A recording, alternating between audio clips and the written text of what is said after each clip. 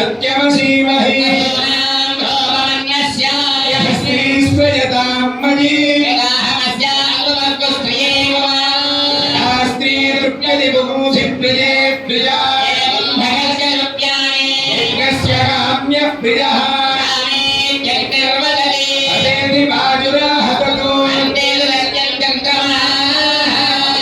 सत्यमो विधि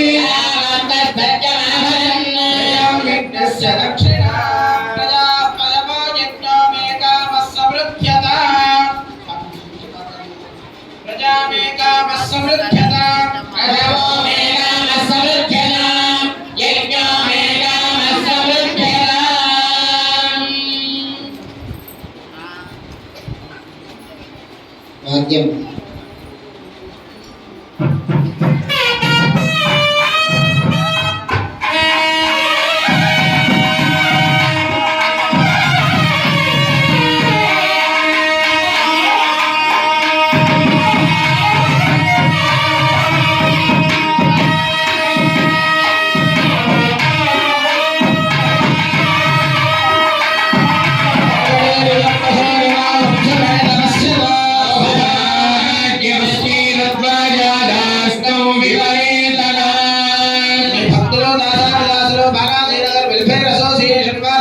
శ్రీవారి తిరుకల్యాణ మహోత్సవ సమయమందున శ్రీదేవి అమ్మవారికి భూదేవి అమ్మవారికి కళ్యాణ మహోత్సవ సమయమందు సభక్తి పూర్వకముగా నమస్కరించి ఇచ్చినటువంటి పట్టు చీరలు పసుపు కుంకుమలను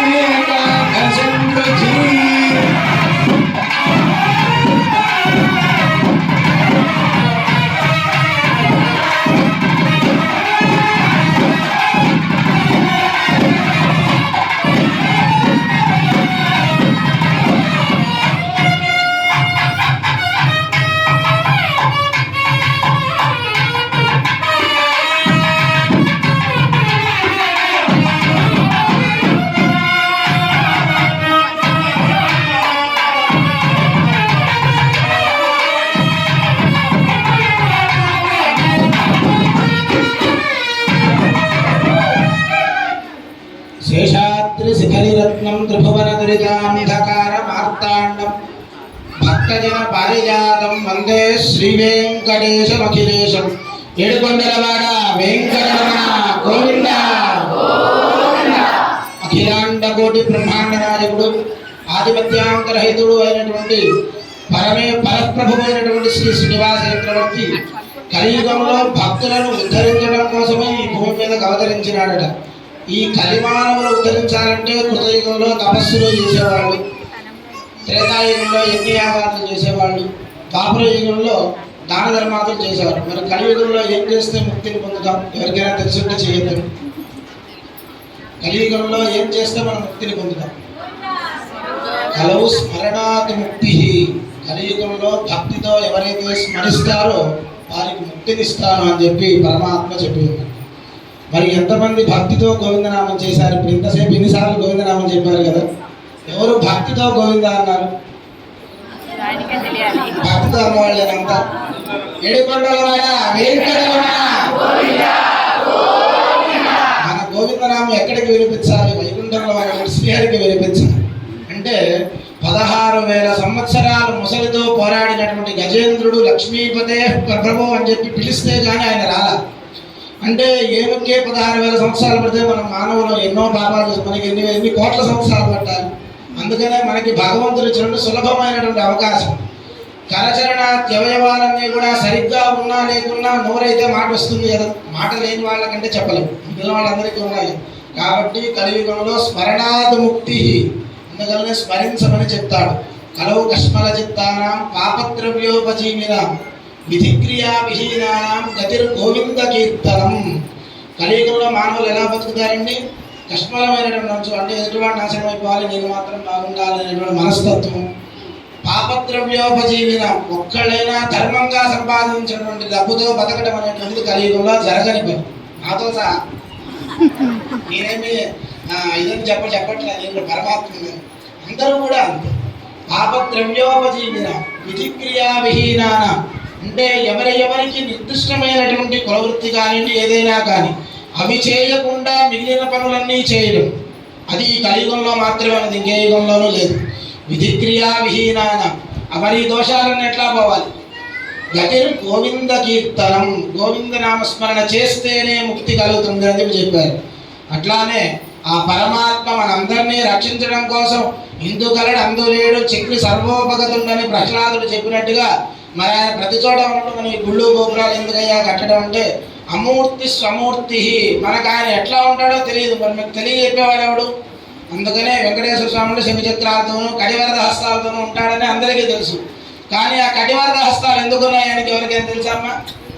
సంసారం అనేటువంటి సాగరాన్ని నీకు జానుపర్యంతం ఈ తొడలు దాటి పైకి రానియను అని చెప్పి నన్ను ఆశ్రయిస్తే రానియను అని చెప్పి ఈ చెయ్యి ఇక్కడ పెట్టుకొని ఉంటాడు. మరి ఈ చెయ్యికి అర్థం ఏంటి? నా పాదాలను ఆశ్రయించరా, నీకు ఆ సంసారం అనేటువంటి సాగరం ఇంతకు మించి రాదు అని చెప్పి స్వామి కటివరద హస్తాలతో దర్శనమిస్తున్నాడు మనకి. అందుకనే కలియుగంలో ఆయన ప్రత్యక్ష దైవం అయ్యాడు, యుగ దైవం కూడా ఆయనే. అందుకనే కృతేతు నరసింహోభో త్రేతాయాం రఘునందన ద్వాపరే రామకృష్ణౌచ కలౌ వెంకటనాయక అని చెప్పి చెప్తారు. ప్రతి మానవుడు కూడా ఈ భూమి మీద పుట్టిన తర్వాత 8 విష్ణు క్షేత్రాలు దర్శించాలి. శ్రీముష్ణం వెంకటాద్రించ సాలగ్రామంచ నైమిషం, తోతాద్రి ఇంట్లో దీంట్లో మొట్టమొదటిది శ్రీముష్ణం. తమిళనాడు మనకి తంజావూరు జిల్లాలో ఉంటుంది, అది కడలూరు అని అక్కడ ప్రాంతంలో ఉంది శ్రీముష్ణం అని వరాహ క్షేత్రం. అక్కడ మొట్టమొదటి విష్ణువు ఆయన భక్త సులభుడు, ఎవరి కోసమో ఈ భూమి మీద ఆయన అవతరించాల. అర్చన అడుగున్నర స్వామి ఇంతే ఉంటాడు, భూవరాహ స్వామి.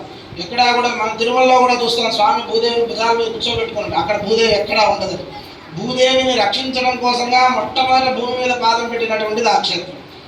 తర్వాత రెండవది అర్చాస్వరూపం, అంటే ఎవరు ఆయన్ని ప్రతిష్ఠించలేదు, ఎవరు ఆయన మొట్టమొదటిగా చూసి ఆరాధించలేదు మహర్షులు తప్ప. అటువంటి క్షేత్రాలు ఇవి. అవి 8 ఈ భూమి మీద ఉన్నాయి.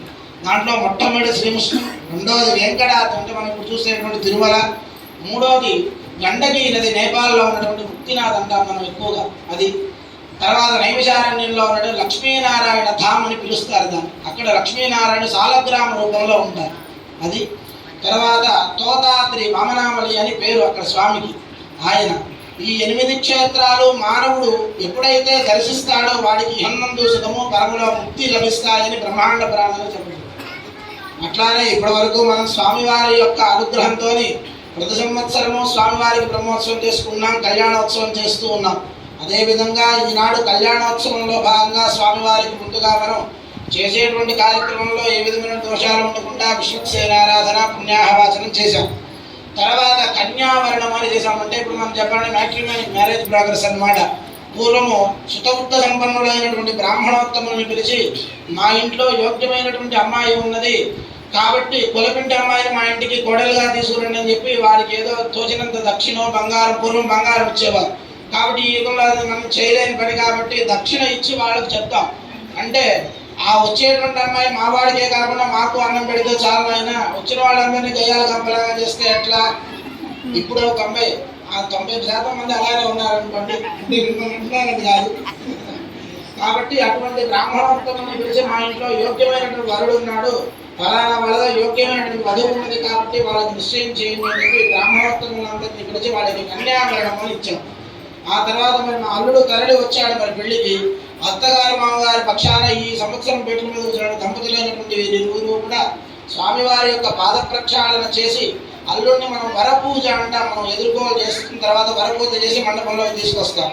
తీసుకొచ్చి అల్లుడికి కొత్త వస్త్రాలు ఇస్తాం, కాళ్ళు కడిగి అల్లుడికి మధుపర్కాలు కొత్త వస్త్రాలు స్వామివారికి సమర్పణ చేసుకొని మనం ఇప్పుడంటే సుముహూర్తం అంటే అందరూ కూడా మాంగళ్య ధారణ చేయడం, ఫోటోగ్రాఫర్లు ఇప్పుడు అది తిరిగి కానివారు అనుకోండి. కానీ సుముహూర్తం అంటే జీలకర్ర బెల్లం పెట్టడం. ఆ సుముహూర్తంలో ఎవరైతే దంపతులు ఒకరినొకడు పరస్పరం వీక్షేయాదాం, పరస్పరం వారిని ఎవరైతే చూసుకుంటారో వారి యొక్క జీవితాంతం కూడా ఒకరి కళ్ళల్లో ఒకరు చూసుకోవడం. ఈ కళ్ళల్లో ఉన్నటువంటి ఓజస్సు, జీలకర్రలో ఉన్నటువంటి శక్తి వల్ల ఒకళ్ళ శక్తి ఒకరిని ప్రసరింపజేసుకొని వాళ్ళు ఎట్లా జీవించాలనేటువంటి వాళ్ళకి ఒక ఆలోచన వస్తుందని చెప్పి ధర్మంలో చెప్పబడింది. కానీ ఇప్పుడు ఫోటోగ్రాఫర్లు ఎవరు అది చేయలేరు అనుకోండి, అది వేరే విషయం. అది ఒక అరగంట అవతలకైనా వెళ్ళాలి, 2 గంటల ఇవతలకైనా పోవాల్సిందే. అట్లా సుముహూర్తాన్ని మనం చేసుకున్నాం. ఆ తర్వాత మన స్వామివారికి కన్యాదానం చేశాం. ఇప్పటివరకు మిగతా కూడా చెప్పించాం. మమానేక జన్మస్వరం, అదొక మహాసంకల్పం అని ఒక పఠనం చేశాం. ఇప్పుడు భూమి మీద మీరు ఎక్కడున్నారంటే ఎవరినైనా ఎవరితో హైదరాబాద్ బాలాజీ గారు రెడ్డి స్వామిలో ఉన్నామని చెప్తారు.